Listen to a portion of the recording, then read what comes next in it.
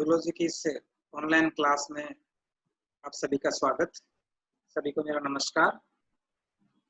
आज के हम व्याख्यान में फूड स्टफ या कहें फूड कंपोनेंट्स के बारे में हम पढ़ेंगे कि हमारा जो भोजन होता है उसमें मुख्य कौन कौन से घटक होते हैं जो हमारे शरीर के लिए आवश्यक होते हैं। यानी प्रत्येक जीव को जीवित रहने के लिए शरीर में एनर्जी की ऊर्जा की आवश्यकता होती है। इस हेतु सभी जीव निरंतर भोजन ग्रहण करते हैं जो कि जीवों को एनर्जी प्रदान करता है। इसके साथ साथ शरीर की जो अन्य आवश्यकताएं हैं वो भी भोजन के द्वारा पूरी होती है। यानी शरीर को स्वस्थ रखने में भी भोजन का योगदान है। यदि शरीर में जो सेल या टिश्यू का कहीं रिपेयर करना है तो वहाँ भी भोजन की आवश्यकता पड़ती है। प्लांट्स वगैरह जो होते हैं वो फोटोसिंथेसिस के द्वारा अपने भोजन का स्वयं निर्माण करते हैं, लेकिन जो जीव हैं वो अपने भोजन का स्वयं निर्माण नहीं कर सकते। वो बाहर से वातावरण से भोजन को ग्रहण करते हैं। उस भोजन में कौन कौन से घटक होने चाहिए, कौन कौन से कंपोनेंट्स होने चाहिए जो कि उस जीव के लिए आवश्यक होता है, अनिवार्य होता है। तो हम आज कंपोनेंट्स ऑफ फूड के बारे में हम पढ़ेंगे। जैसा कि इस चित्र के द्वारा आपको दिखाई दे रहा होगा कि हमारे भोजन में इस तरह के जो घटक हैं वो बहुत ही आवश्यक होते हैं, अनिवार्य होते हैं। यानी हमारे भोजन में विभिन्न प्रकार की जो वेजिटेबल्स होते हैं, सब्जियां होती है, वो भी बहुत जरूरी होती है। फ्रूट्स वगैरह हैं वो भी बहुत जरूरी होते हैं। तरल पदार्थ भी होना अति आवश्यक होता है।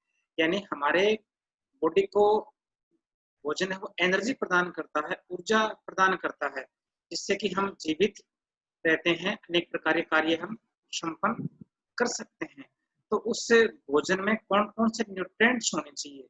जो न्यूट्रिएंट्स होते हैं वो हमारी बॉडी को विभिन्न प्रकार के फंक्शन जो होते हैं उनको कंप्लीट करते हैं, पूरा करते हैं। और जो भोजन है या न्यूट्रिएंट्स हैं वो हमारे शरीर की ग्रोथ के लिए भी बहुत जरूरी है। बॉडी के अंदर जो टिश्यू रिपेयर का कार्य होता है उसके लिए भी न्यूट्रिएंट्स हैं वो बहुत जरूरी होते हैं। और भोजन के अंदर जब आवश्यक न्यूट्रिएंट्स होंगे तभी हमें एनर्जी मिल सकेगी, जिसके कारण हमारा शरीर है वो स्वस्थ रहेगा और हम विभिन्न प्रकार के कार्य हम कर सकते हैं। तो जैसा कि मैंने बताया कि हमारा जो भोजन है, फूड है, वो हमें एनर्जी प्रदान करता है। उस शरीर में विभिन्न प्रकार की जो रिपेयर्स हैं वो संपन्न करता है। तो हमारे इस भोजन में कौन कौन से कंपोनेंट्स होने चाहिए वो आपको यहाँ पर दिखाई दे रहे हैं। यानी ये मुख्य कंपोनेंट्स है जो हमारे भोजन में होने चाहिए। कार्बोहाइड्रेट्स होना चाहिए, proteins, fat, water, fibre, vitamin और मिनरल्स। ये इतने प्रकार के पदार्थ हमारे जो भोजन में आवश्यक होते हैं, अनिवार्य रूप से ये होने चाहिए। यदि ये घटक हमारे भोजन में नहीं होते हैं तो हमारे शरीर में विभिन्न प्रकार की कमियां हो सकती है, जिससे कि हमारा शरीर है वो अस्वस्थ हो सकता है। यानी ये हमारे शरीर में जो मेजर न्यूट्रिएंट्स हैं, बड़े जो घटक हैं भोजन के, वो हैं कौन कौन से, एक बार फिर से देखते हैं। कार्बोहाइड्रेट्स, फैट्स हो गया, प्रोटीन हो गया, विटामिन हो गए, मिनरल्स हो गया और पानी हो गया। ये इतने घटक हमारे भोजन में बहुत ही जरूरी होते हैं। हम इन पदार्थों के माध्यम से हम फैट्स को ले सकते हैं, इनके द्वारा हम प्रोटीन ले सकते हैं, और जो सब्जियां हैं, फ्रूट हैं, इनके द्वारा हम विटामिन और मिनरल्स ले सकते हैं, और इनके द्वारा हम कार्बोहाइड्रेट्स को ग्रहण कर सकते हैं। यानी हमारा जो भोजन होता है वो भोजन हमारी आवश्यकताओं के अनुरूप हो, जिससे कि हमारे शरीर में हमें जो एनर्जी है, जितनी एनर्जी हमें चाहिए उतनी एनर्जी हमें मिले और हमारे शरीर में किसी प्रकार की कमी नहीं रहे। इस हेतु हमें इस प्रकार की जो वेजिटेबल्स हैं वो हमें लेना चाहिए। जैसे मशरूम दिखा रखा है यहाँ पे, ओनियन है, इस प्रकार के हमें फ्रूट्स हैं वो भी हमें भोजन में लेने चाहिए। जैसे एप्पल है ना, स्ट्रॉबेरी है। तो इस तरह के हमें जो विभिन्न प्रकार के जो फल होते हैं वो भी हमारे भोजन में शामिल होने चाहिए। और इस प्रकार के जो अन्य पदार्थ हैं, राइस हैं, ब्रेड हैं और जो पानी है वो हम चाय के रूप में है या जूस के रूप में, सूप के रूप में ग्रहण कर सकते हैं, सीधा भी हम पी सकते हैं। ये चीज़ें भी हम खा सकते हैं, फिश है, चिकन है, बटर है, चीज़ है। तो कहने का मतलब है हमारा जो भोजन होता है, उस भोजन में हमारे शरीर की आवश्यकता के अनुरूप लगभग सभी पदार्थ अगर उस भोजन में हैं, न्यूट्रिएंट यदि उसमें हैं, तभी हमारा भोजन है, वो सही भोजन होगा, आदर्श होगा, आइडियल होगा। तो हम भोजन का जो मुख्य घटक है कार्बोहाइड्रेट्स होता है, जो कि कार्बन, हाइड्रोजन, ऑक्सीजन के द्वारा बना हुआ होता है, जो कि हमारे शरीर को एनर्जी प्रदान करता है। इस कार्बोहाइड्रेट्स को हम 3 भागों में बाँटते हैं, मुख्य रूप से मोनोसैकेराइड्स सबसे सिंपल शुगर है, इसमें कि ग्लूकोज़ है, फ्रक्टोज़ है, ग्लूकोज़ आते हैं। डाइसैकेराइड्स जिसमें कि सुक्रोज़ है, माल्टोज़ है, लैक्टोज़ आते हैं। पॉलीसैकेराइड्स जिसमें कि ग्लाइकोजन है, स्टार्च है, सेलुलोज़ है, जो प्लांट्स में होता है। इस तरह के ये पदार्थ हैं, वो आते हैं।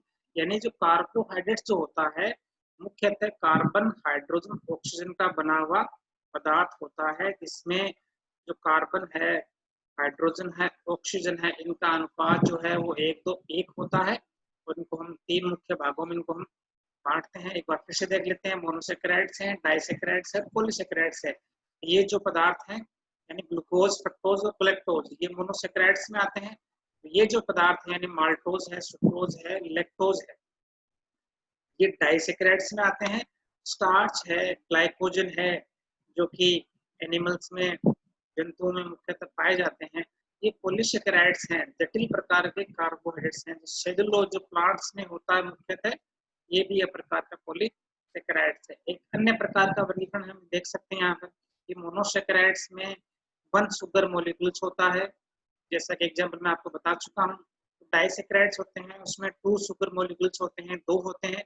इसमें ये चीजें, ये जो सुक्रोज, लैक्टोज, माल्टोज वगैरह आते हैं, एक ओलिगोसैकेराइड्स के नाम से भी ग्रुप बनाया जाता है, इसमें 2 से लेकर 10 तक शुगर मॉलिक्यूल्स वो आते हैं। 2 से लेकर 10 तक जो शुगर मॉलिक्यूल्स हैं, शर्करा के जो अणु हैं, वो ओलिगोसैकेराइड्स में आते हैं और 10 से लेकर ऊपर जितने भी हैं वो पॉलीसैकेराइड्स में आते हैं, जिसमें मुख्यतः स्टार्च, ग्लाइकोजन और सेलुलोज आता है। इसके अलावा हमारे भोजन में दूसरा जो मुख्य घटक होता है वो लिपिड होता है। और लिपिड जो है वो मुख्यतः ग्लिसरॉल और फैटी एसिड से बना हुआ होता है। लिपिड से भी भोजन को एनर्जी मिलती है। तो जो फैट होता है उसमें मुख्यतः मैंने बताया भी आपको, फैटी एसिड यानी वशीय अम्ल होते हैं और ग्लिसरॉल उसमें होता है। जो फैटी एसिड होते हैं वो सैचुरेटेड और अनसैचुरेटेड 2 प्रकार के उसमें होते हैं। लिपिड्स को भी हम 3 मुख्य भागों में बांट सकते हैं।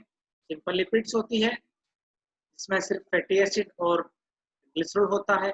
एक कंपाउंड लिपिड्स होते हैं, उसमें फैटी एसिड है, ग्लिसरॉल के अलावा भी अन्य पदार्थ उसमें हो सकता है, फॉस्फोरस हो सकता है, अन्य कोई पदार्थ उसमें हो सकता है। एक डेरिवेट लिपिड्स होते हैं जो कि सिंपल और कंपाउंड के जो हाइड्रोलाइसिस से बनते हैं। कार्बोहाइड्रेट्स, लिपिड के अलावा हमारे भोजन का बहुत ही महत्वपूर्ण जो घटक होता है वो है प्रोटीन। प्रोटीन यानी इसमें कि कार्बन, हाइड्रोजन, ऑक्सीजन के अलावा इसमें नाइट्रोजन भी इसमें होता है। और प्रोटीन जो है मुख्यतः एमिनो एसिड से बने हुए होते हैं, यानी एमिनो अम्लों की लंबी जो चेन होती है वो ही प्रोटीन कहलाती है। या हम कह सकते हैं कि जो एमिनो एसिड का जो पॉलीमर है वो प्रोटीन होता है। और हमारे शरीर में लगभग 20 प्रकार के जो एमिनो एसिड्स होते हैं वो पाए जाते हैं। जब 2 एमिनो एसिड आपस में जुड़ते हैं तो एक पेप्टाइड बनता है, और यदि 3 जुड़ते हैं तो ट्राई पेप्टाइड हो गया, 4 जुड़ते हैं तो टेट्रा पेप्टाइड हो गया। इस तरह से बहुत सारे एमिनो एसिड जब आपस में जुड़ेंगे तो उसे हम पॉलीपेप्टाइड। इस तरह से जो प्रोटीन है वो हमारे शरीर के लिए बहुत ही आवश्यक है, क्योंकि शरीर की जो कोशिकाएं हैं या कोशिकांग हैं, उनकी झिल्लियां हैं, वो प्रोटीन से बनी हुई होती है। इसके अलावा शरीर में अनेक प्रकार के जो एंजाइम हैं, हार्मोन्स हैं, वो भी प्रोटीन से बने हुए होते हैं। इसके अलावा प्रोटीन जो है हमारे शरीर में जो रिपेयर का काम है वो भी करती है। और इस कारण हम कह सकते हैं कि प्रोटीन भी भोजन का बहुत ही महत्वपूर्ण घटक होता है। इस तरह से प्रोटीन जो है हमारे शरीर में संश्लेषित होता है। जो आनुवंशिक पदार्थ जो डीएनए होता है वो ट्रांसक्रिप्शन के द्वारा आरएनए का निर्माण करता है, और जो आरएनए होता है वो ट्रांसलेशन के द्वारा प्रोटीन का संश्लेषण करता है, जो कि हमारे शरीर में बहुत सारे कार्यों को संपन्न करती है।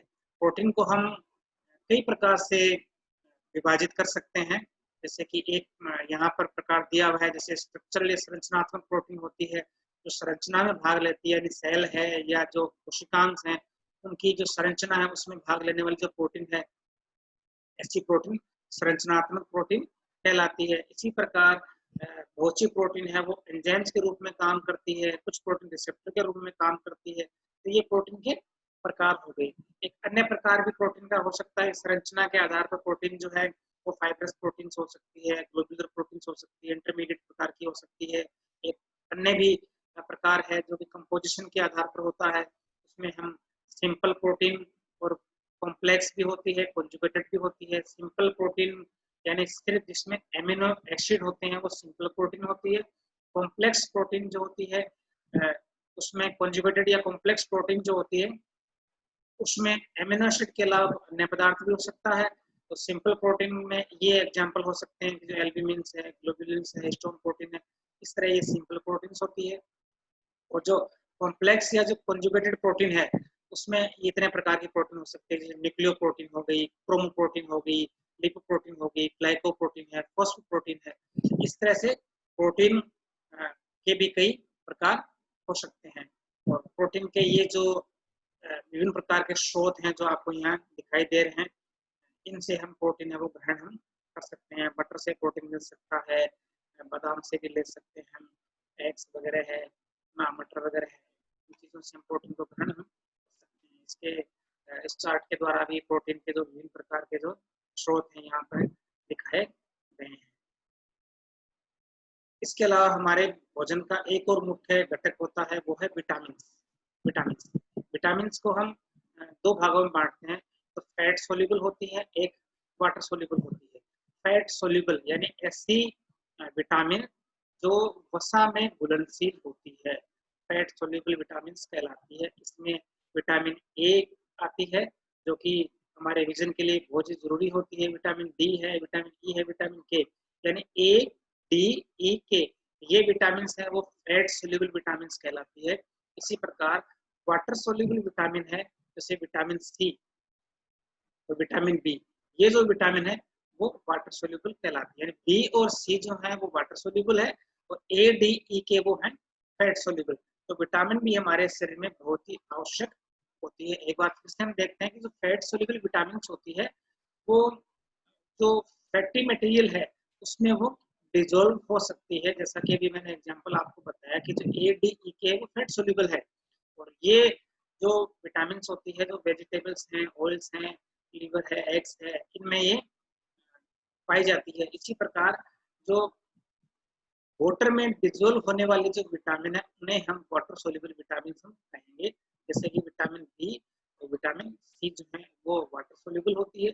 ये फ्रूट्स में, वेजिटेबल्स में ये पाई जाती है। जैसा कि इस चार्ट के द्वारा आपको विभिन्न प्रकार के जो विटामिन है उनको यहाँ दिखाया गया है कि विटामिन ए है वो अंडे में भी है, पपीते में है, गाजर में है, मटर वगैरह में ये पाई जाती है। इसी प्रकार विटामिन जो B1 के ये स्रोत आपको दिखाई दे रहे हैं, इस प्रकार B2 है, इसी प्रकार विटामिन सी है वो जो टमाटर है ना, या हम कह सकते हैं कि जो नींबू है ना, अंगूर है, आंवला वगैरह हो गया, संतरा वगैरह हो गया, उनमें ये पाई जाती है। तो हम कह सकते हैं कि हमारे भोजन के अंदर जो मुख्य जो घटक हैं उनमें है कार्बोहाइड्रेट्स, एक होता है फैट, एक होता है लिपिड, एक होता है विटामिन। मिनरल्स एक घटक और है, बहुत ही महत्वपूर्ण घटक है जो कि हमारे शरीर के लिए एक जरूरी होता है।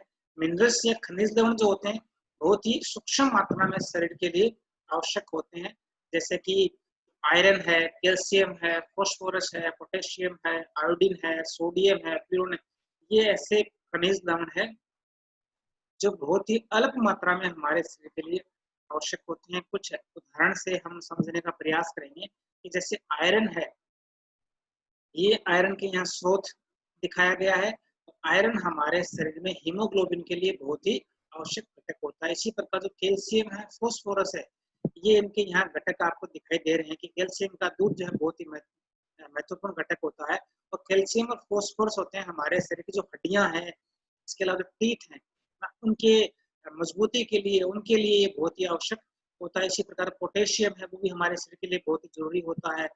आयोडीन है, वो हमारे शरीर में जो थायराइड ग्लैंड होती है, उसके लिए बहुत ही आवश्यक होता है, क्योंकि जो आयोडीन के सहयोग से ही थायराइड ग्लैंड जो होती है, वो थायरोक्सिन हार्मोन का संश्लेषण करती है। इसी प्रकार सोडियम है, वो भी बहुत ही आवश्यक घटक होता है। तो हम कह सकते हैं कि हमारे शरीर में विभिन्न प्रकार के जो न्यूट्रिएंट्स होते हैं, वो सब मिलकर हमारे भोजन का निर्माण करते हैं। मुख्य मुख्य जो न्यूट्रिएंट्स हैं, उसमें है कार्बोहाइड्रेट्स, फैट, प्रोटीन, विभिन्न प्रकार के विटामिन, विभिन्न प्रकार के मिनरल्स और हमारा पानी। ये ऐसे घटक हैं जो मिलकर हमारे आइडियल फूड स्टफ का भाग होते हैं। और यदि हम इनकी समुचित मात्रा, पर्याप्त मात्रा हम भोजन के रूप में ग्रहण करते हैं, तो हमारा शरीर है वो स्वस्थ रहता है और हमें प्रॉपर एनर्जी है वो मिलती है। धन्यवाद।